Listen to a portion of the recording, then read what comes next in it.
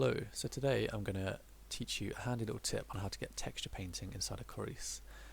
By default, Clarisse doesn't have any official texture painting capabilities, but using this little tip we can get around that.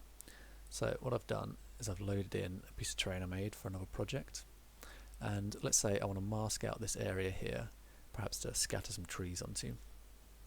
Now I could take this into something like Mari or Substance Painter and paint a mask, and that would work. But the downside there is that if you want to keep refining your mask, you're going to be going back and forth. That can be a bit of a pain. So to do this, we're going to right click in here, type container, and what this is an empty point cloud that we're going to be painting into. So next we're going to come over to the particle paint tool here, double click on it, and we're going to come down to the geometry group and tell it what we want to be painting onto, which in this case is our terrain.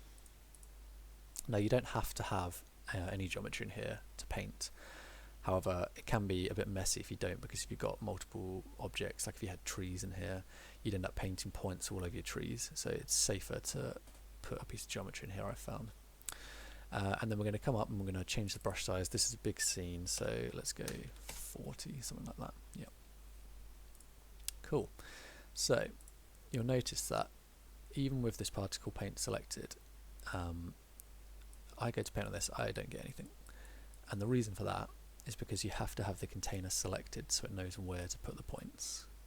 So let's do a little mask. So let's say we want the trees there. So how do we turn this into an actual 2D texture? So we do that with a handy node called point cloud, except we're not going for this one, we're going for the texture version of it.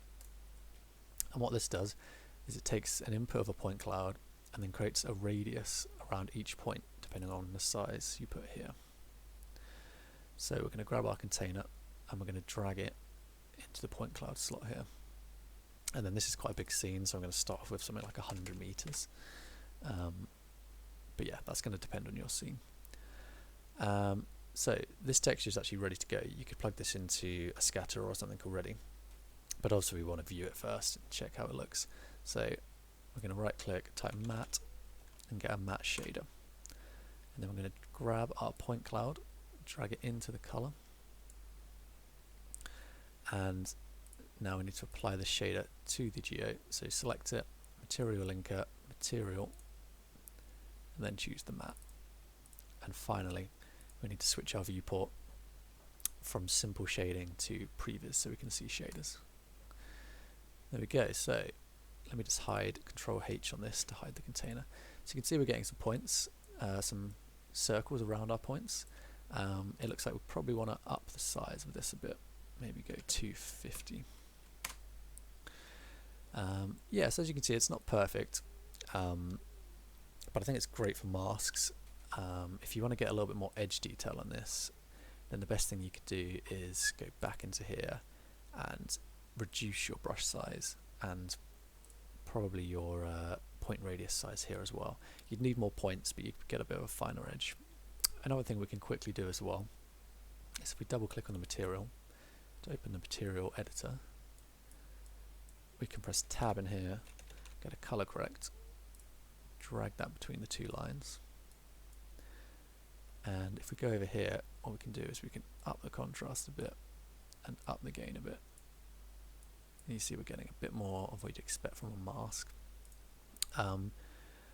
One last note, if we unhide the container, if you go back into your particle paint, you can switch this to eraser, and you'll have to up the size on this as well. And then with your container selected, you can go back through and fix up your mask. And of course add some back in as well. So there we are. I hope that's useful for you. It's great for powering things like scatterers, something I use a lot for, and of course you can mix a fractal noise into this as well, inside of your material editor to get a bit more of a natural feel to it. But yeah, I hope that's useful for you. See you next time.